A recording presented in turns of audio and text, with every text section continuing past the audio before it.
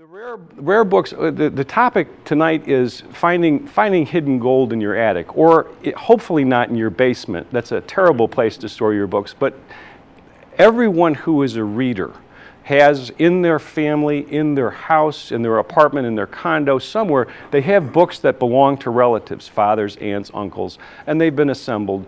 And sometimes we don't have a really good handle on exactly what we've got. I started off in this business of being a bibliophile and a bona fide, dyed-in-the-wool, genetically proven bibliomaniac. When I was 8 years old, I had a great aunt who recognized that we lived in one of the greatest cities in the world, Chicago. We had some of the greatest cultural attractions in the city. She'd bring me downtown, and she'd take me sometimes after the Art Institute or the Museum of Science and Industry or the Newberry. She'd take me to Crocs and Brentano's. And she was a member of the Crocs and Brentano's First Edition Circle. And the privilege of belonging to the Crocs and Brentano's First Edition Circle was when major writers published new editions, the members of the Crocs and Brentano's First Edition Circle would receive a first edition, first printing in a perfect dust jacket signed by the author. The book she gave me the first time was Mary Stewart's The Crystal Cave. It's still on my bookshelf at home.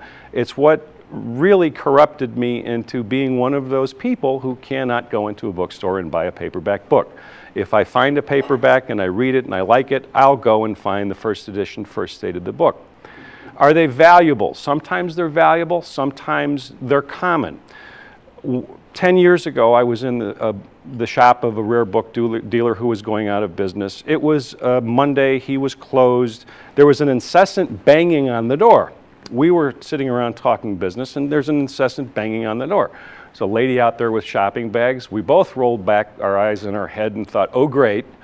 He opened the door, she came in, and she started talking to me, and she pulled a bag, wrapped in another bag, inside of which was a very tattered, disreputable looking leather book that had been disbound, torn up, the cover was bare, and she said, I want $40.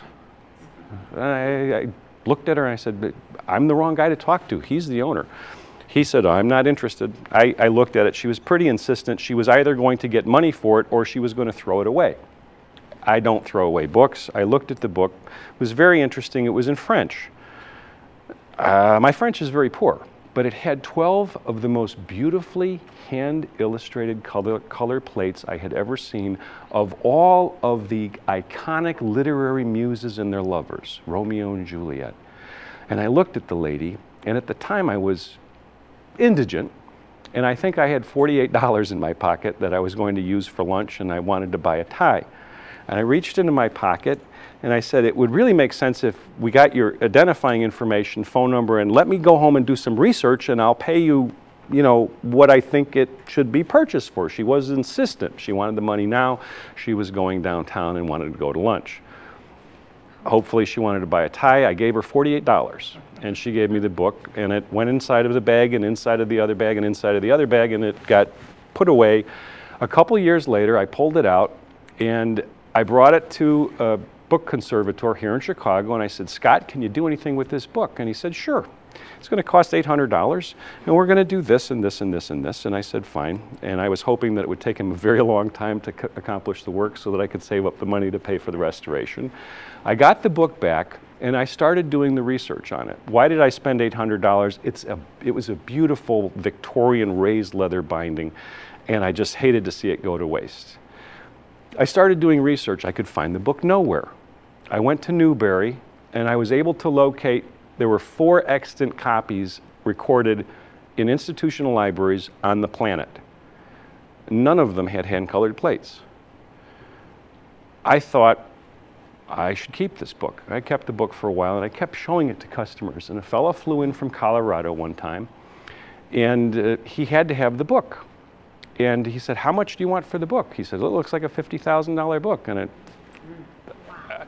I said, it could very well likely be. He settled on $27,500.